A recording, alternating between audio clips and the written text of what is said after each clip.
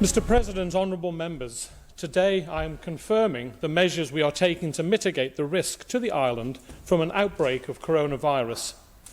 As of yesterday, the World Health Organization advised that globally there have been 167,511 confirmed cases of coronavirus and 6,606 deaths. This global pandemic has spread across 150 countries and is without doubt the gravest threat we have faced as an island in generations.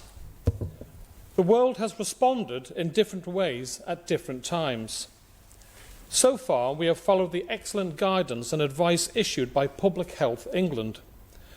We are grateful for the deep relationship we have with them and the support we have received. But yesterday, the Council of Ministers agreed that we will now take further steps to safeguard our people. As an island, we have always been resilient, and we are proud of that. But we must also accept that our scale brings with it limitations. The most significant of those limitations is that of our hospital. Our critical care services are limited and will not cope with an overwhelming surge of coronavirus patients. And we cannot assume that we can rely on the United Kingdom for critical care services, as they themselves may be overwhelmed. We are in the fortunate position where we have no confirmed cases of coronavirus. This is the right moment to take more stringent action in the best interests of our nation. That is why I am today announcing that all people entering the Isle of Man by air or sea routes will be required to self-isolate for 14 days. This is regardless of whether they are showing symptoms or not. There will be exceptions to these measures, which includes those designated as critical staff. These new controls will take effect from 11:59 p.m. this evening, 1 minute to midnight. Whilst these are unprecedented measures, these are unprecedented times. We cannot allow our health and care services to be in a position where they simply cannot cope. We must also protect the most vulnerable in our communities. These measures will help us to do that. Turning now to the TT, the Council of Ministers has been reviewing the situation daily over the past weeks. We had hoped it would not come to this, but it is clear that holding the TT under the current circumstances is not feasible or indeed practical. So we have taken the difficult decision to cancel the 2020 TT. This has not been a decision we have taken lightly, but we must consider the national interest.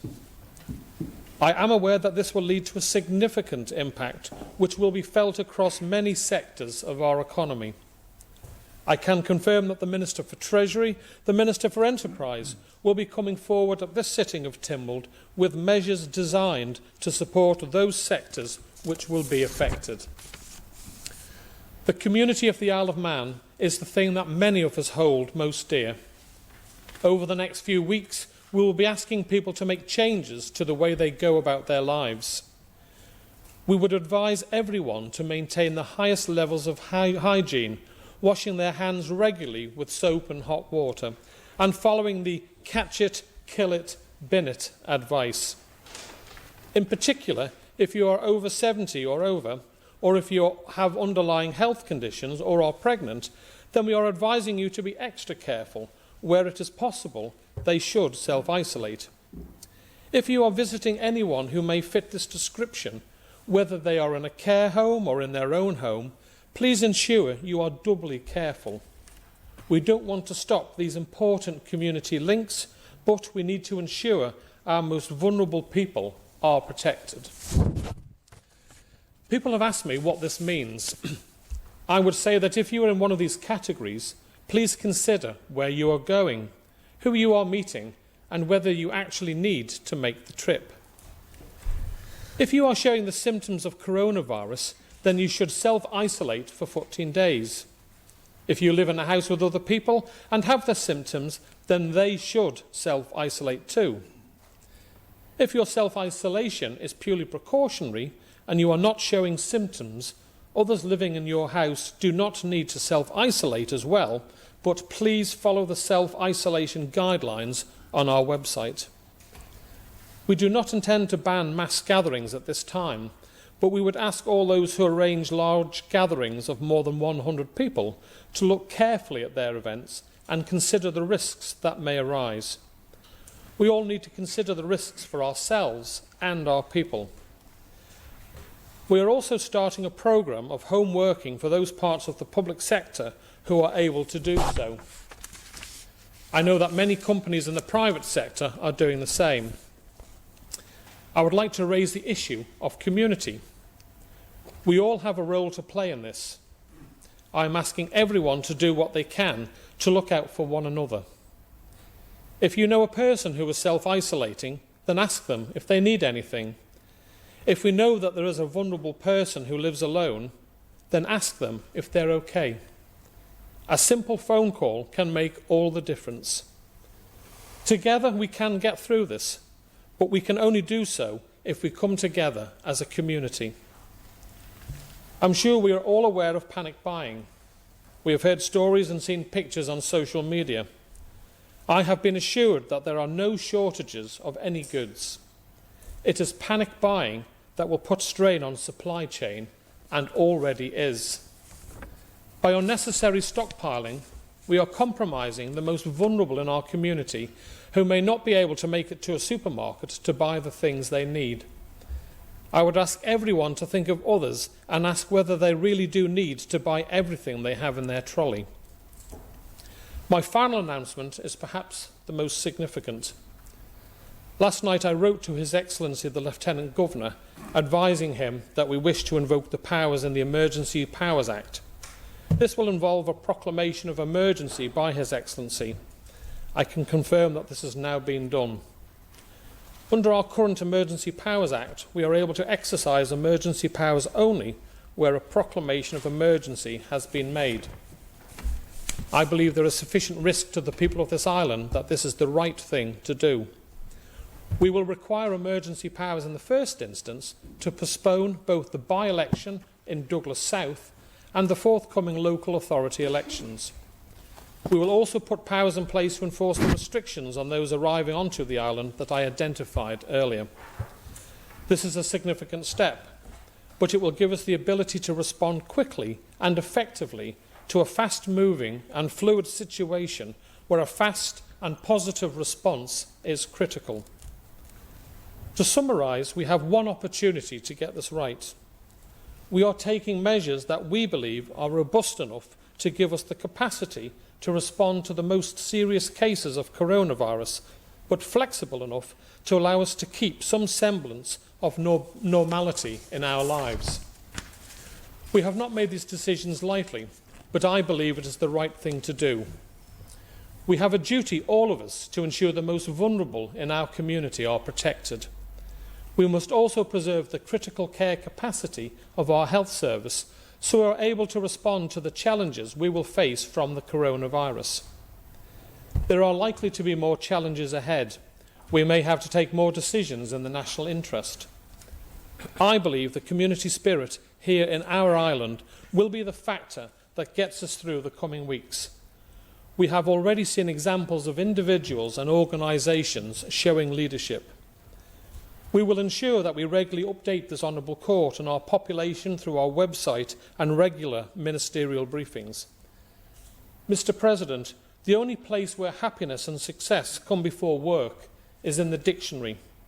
We must all work together to ensure the best possible outcome for the people of the Isle of Man. It is who we are and what we do.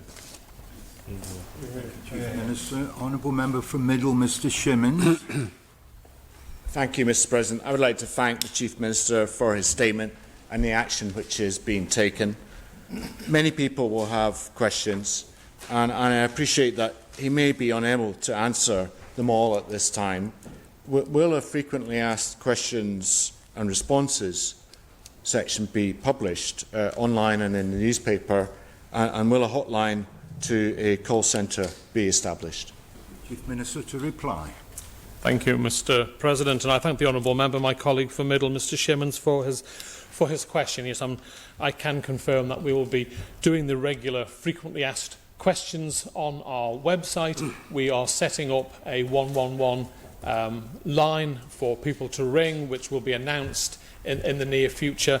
Obviously, the Health Minister will be giving a statement after me, and he will be able to answer any of the more detailed health questions. And then the Treasury Minister will be making a statement on the policies that the Treasury will be taking forward in work with the Department for Enterprise, and he will be able to answer the more detailed questions honourable members may have on those areas. Honourable Member for Russian, Mr. Speaker. Thank you. Could I just ask the Chief Minister how we're going to be disseminating this information to those who don't have regular online access, and how often people can expect updates from the Government?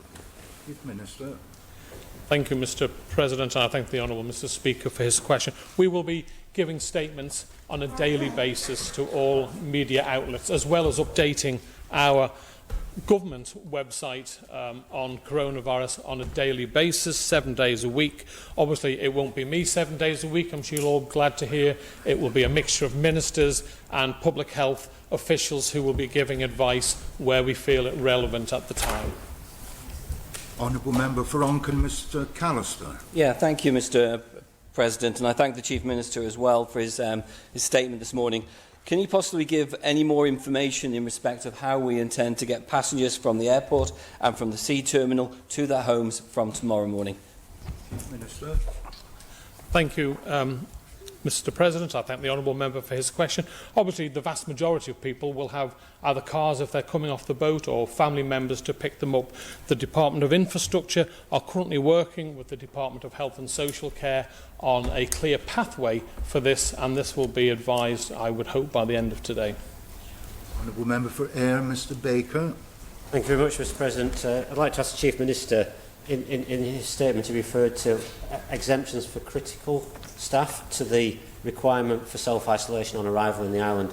Could you share with this Honourable Court, Chief Minister, what the definition of critical staff is likely to be, and what the process around that will be? Thank you. Chief Minister. Thank you, Mr. Speaker, and I thank Mr. President, and I thank the honourable member. Critical staff to me are medical staff who come over from time to time to fulfil a certain contract. The flight crews on planes. That doesn't mean to say that they will be able to go around the whole of the island free of. They will have to still follow certain rules and regulations. So, for example, aircraft staff staying overnight, we would expect maybe to go straight to the hotel across the road and then back to work. Obviously, this information will be uploaded onto our information site for all people to clearly see. Honourable Member for Arbury, Maloo and Castletown, Mr. Morehouse. Thank you, Mr. President. Your words about the care for the vulnerable were very important. Thank you. With regard to specific advice, is any available for the over 70s? And with regard to self-isolation, could any clarity be provided? Because there's some inconsistencies. Some people can continue to live together, but the virus is said to remain alive on surfaces for 72 hours. Given the issues facing hotels, could suitable rooms in hotels be considered to be used by the people finding it hard to self-isolate? Minister to reply. Thank you, Mr. President. Regarding the over 70s, we have made a statement that they should consider. We're not saying they must stay at home. We're advising that. But equally, if they need to make a journey, they need to decide for themselves whether that is the sensible thing to do. It's not just the over 70s, it's people with autoimmune systems, it's ladies who are pregnant. They need to just ask that extra question, do I really need to go there? Do I really need to go to the local coffee morning if I have a concern or I am maybe a little bit more frail, because we obviously have very healthy and fit 70-year-olds, and we have maybe people who don't enjoy the best of health. And I point to my good colleague, friend and neighbour, Mr. Robert Shaw, who is in that honoured category. Regarding self-isolation, there are clear guidelines that you must follow at home, so you can isolate. You can stay away from a loved one by the 2-metre rule. It is clearly laid out how you should follow that. So if your loved one is showing no signs of the coronavirus, then we are advising that you can self-isolate that person by following a clear set of rules which are clearly identified on the website. Anyone coming to the island will be given a leaflet advising them of the rules and regulations and where to go online to get greater detail when they come to the island, and they will be getting advice before they board the plane or the boat as well. If a person shows signs of that they have the coronavirus, then obviously the whole family must self-isolate. Obviously, this is a fluid and fast-moving series of events, and should that advice change, then obviously we will be making any announcements as we go along, Mr. President. Honourable Member for Ramsey, Mr. Hooper. Thank you very much, Mr. President. I'd like to thank the Chief Minister for some of his reassuring comments. I hope he'd agree with me there's been an unprecedented amount of work on the part of the public sector in the last recent days, and the amount of pressure this must be putting on staff, both frontline staff and those helping keep the lights on and payments being made behind the scenes. I'd just like to ask the Chief Minister what support is being put in place to make sure these key critical workers can continue to work in amongst these times of heightened concern and pressure. Thank you. Chief Minister. Thank you, Mr. President, and can I genuinely thank Mr. Hooper, the Honourable Member for Ramsey, for his compassion and thoughts for our officers who have put an incredibly amount of hard work in behind the scenes. Obviously, we haven't just arrived at these decisions. We've been working for a number of weeks now, Mr. President, on coming up with a strategy that if a certain level is reached, we will be announcing this.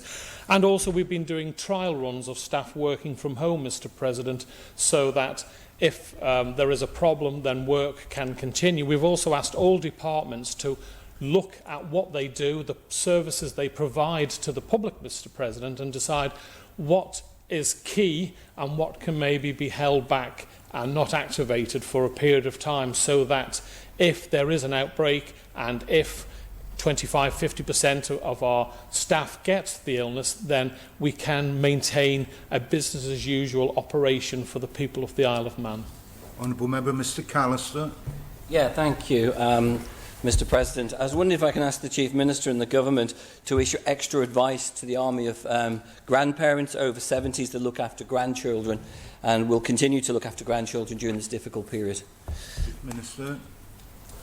Thank you, Mr. President. As I've already said, we will be putting more updates on our website as we go along. The over 70s are advised to really give serious thought to where they go and who they meet, obviously without breaking down the island way of life. I think because we put the measures in of the isolation and we don't have any cases, we are hopeful that we can maintain wherever possible a normally daily routine on the island. However, we will be giving updates as we go along, and should the situation for the over 70s, and as I say, it's not just the over 70s, Mr. President, it is people with autoimmune illnesses who have a medical condition that may make them more susceptible and more serious consequences, and pregnant women, that they should think clearly about who they meet, and people going to visit should always make sure they wash their hands before they go to visit anyone, and when they come back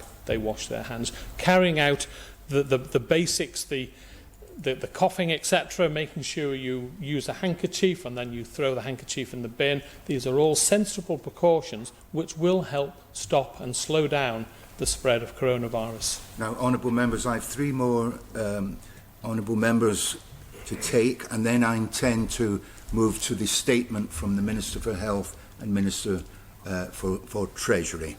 Honourable Member for Onken, Miss Edge. Thank you, Mr. President. I too, thank the Chief Minister and Comin for taking some serious actions for the island. I hope the Chief Minister agrees with me, but the media play an important role in this with regards to our vulnerable who are isolated at home already. And, consideration, I feel, needs to be given for sensitive headlines for our elderly and vulnerable who are most in fear of this. I'd also like to ask the Chief Minister, a number of over 70s who are they are self-isolating now, do only have small amounts of cash because their benefits are paid into banks. Has the Council of Ministers considered these people, if people are supporting them and getting supplies to them, how they are going to pay for these goods? I think it is something we need to consider if it hasn't been considered already. And also, I am concerned that a number of people are already on Ireland on holiday, arrived last night or arrived early this morning. Is there any action being taken for these people to protect them as well, to be able to get home in a more expedient manner? Thank you, Mr. President. Chief Minister.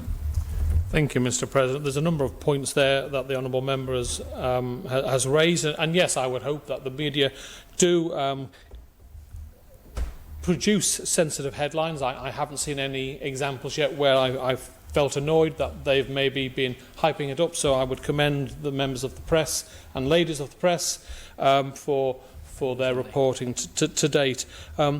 Obviously, we will be giving advice on a regular basis to all people, and the gathering of supplies from neighbours. For example, logic would say that if you go to buy something for a neighbour, you could tell them how much it is, you leave the food on the doorstep, they leave maybe an envelope there, the getting of money for them. These are things that we will obviously look into and give advice on the website. We have a designated area with designated officers, with designated numbers, where we will be directing the way forward for the island, and obviously all these views and thoughts will be assimilated and put out to the public. And as I've said in my earlier speech, we will be giving regular updates to this honourable court and the public through numerous media interviews. Honourable Member for Douglas East, Mrs Barber. Thank you, Mr. President. And I'd like to echo the thanks to the Chief Minister, but also to those frontline staff. And I wonder if you could just advise whether those children who are in our schools, I appreciate we're keeping schools open, those children who are immunocompromised, who are at health risks, can he confirm that there will be no sanctions taken against the parents where they've chosen to keep them out of school because they've felt it's in the best interest of their child? And also whether he can confirm what process we're taking to remove people from frontline services wherein they also have immunocompromise or they are at high-risk groups. Thank you. Chief Minister. Thank you, Mr. President. I think we're getting into the more technical health minister side on some of it. Obviously, the honourable member does work there.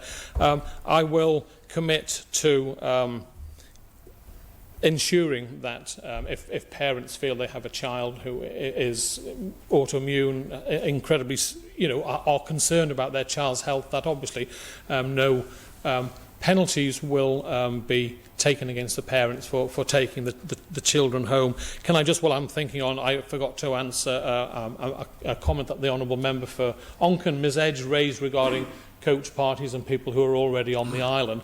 Now, obviously, a line had to be drawn somewhere. No matter what you're doing, if you announce something starting from a certain date, it starts from a certain date, and therefore for people who've come before that date, then obviously we're not going to say retrospectively you've got to leave the island. But obviously we will be ensuring that we speak to where they're staying to advise them of the measures that the island is taking and make them aware that if they show any symptoms of the illness, what we on the Isle of Man expect them to comply with.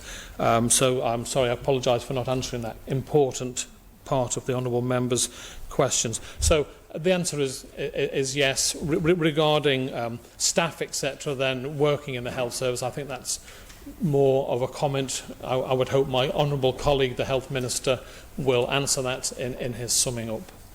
I take the final question to the Chief Minister. Mr Speaker. Thank you. Again, might be one for the Health Minister, but can the Chief Minister clarify whether patients returning from scheduled care in the United Kingdom hospitals will be required to self-isolate for 14 days from midnight tonight? Thank you, Mr. President. Mr. Speaker, the answer is yes, they will. However, the Department of Health and Social Care is reviewing the list of people who need to travel, deciding whether it is necessary for them to travel. There are certain individuals who will need to travel across. They will be expected to self-isolate, but if they then need to go back within a certain period of time, obviously we can't have them missing that, but there will be strict rules to follow, and I'm sure my honourable friend and colleague Mr Ashford will expand on that further.